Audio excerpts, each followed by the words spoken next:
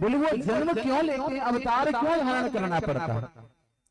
देखिए एक बार और अकबर ने प्रश्न किया, बीरबल से प्रश्न किया कि बीरबल यह बताओ कि आपके जो प्रभु हैं, हमने सुना है कि बहुत शक्तिशाली हैं, बहुत सामर्थ्य है।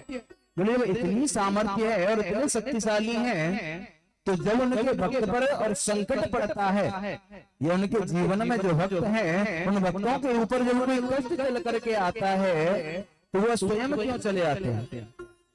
उनके पास इतनी सामर्थ्य है, इतनी सेना है, अग्निदेव है, वायुदेव हैं और अनेकों अनेक देवता हैं, तो वह तो किसी को भी भेज करके और अपने भक्त का संकट को दूर कर सकते हैं, फिर वह स्वयं क्यों चले आते हैं। बीरबल ने विचार किया, बोले इस तरीके से अगर मुझसे और जवाब दिया तो इनके समझ में नहीं आएगा, बोले कि प्रैक्टिकल करके इनको जवाब देना चाहिए। आज विचार बनाया, जाकर के पहले नदी के पास पहुंचे, नदी में जो केवट नाव चलाता था उससे कह दिया कि हम कल और आपके यहाँ पर आएंगे, और जब आपके साथ नौका विहार करने लगे और नौका जब बीच धार में पहुंच जाए और हम इशारा करें तो नौका को एक तरफ झुका दें। समझा करके लौट करके गए, जा करके और अकबर से कहा कि महाराज हमको चल करके आज नौका विहार करने के लिए चलना चाहिए, और आपका जो प्रश्न है ना, उस प्रश्न का जवाब भी मैं वहीं पर दूंगा। अकबर ने कहा कि चलो आप कहते हो तो हम भी चलते हैं। आज बीरबल ने कहा कि कार्य करो कि आपका जो पुत्र है ना, उस पुत्र को भी साथ लेकर के चलते हैं। छोटा सा बालक है।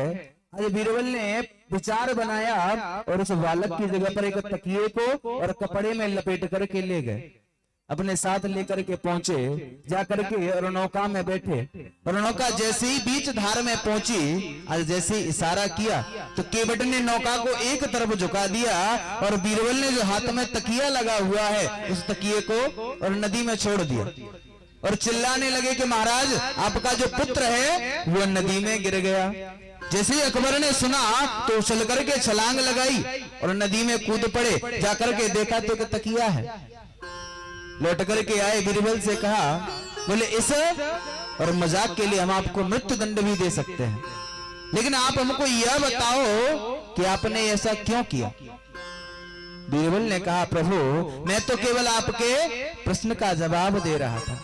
बोले आप पहले यह बताइए कि जब आप उस पूरे और राज्य के राजा हो और आपके पास आपका मंत्री मैं बैठा हुआ हूं, इतनी सेना आपके पास है, लेकिन जब आपके पुत्र पर संकट आया तो आप स्वयं क्यों कूद पड़े। आपका मंत्री हूं मैं, मुझे भी बोल सकते थे, आपकी इतनी प्रजा है, इतनी सेना है, किसी को भी बोल सकते थे। अकबर कहता है कि जब तक मैं तुमसे बोलता, मुझे अपने पुत्र का जो संकट है ना वह देखा नहीं गया, मुझे अपने पुत्र की ज्यादा चिंता थी, इस वजह से मैं कूद पड़ा। बीरबल कहते हैं कि प्रभु मेरा जो आपका जो प्रश्न था आपने स्वयं ही उसका समाधान कर दिया। बोले वह भगवान जब उसके भक्तों पर कोई संकट आता है तो उसके जो भक्त हैं वो उसके पुत्र के समान हैं। तो जब उनके जीवन में कोई संकट चल करके आता है तब उनको भी कुछ दिखाई नहीं देता, और वो इस भव सागर में अपने पुत्र का और अपने भक्तों का मान रखने के लिए, उनको बचाने के लिए स्वयं ही इस भव सागर में कूद पड़ते हैं। तो जब इसलिए भगवान जो है वह अवतार धारण करके आते हैं।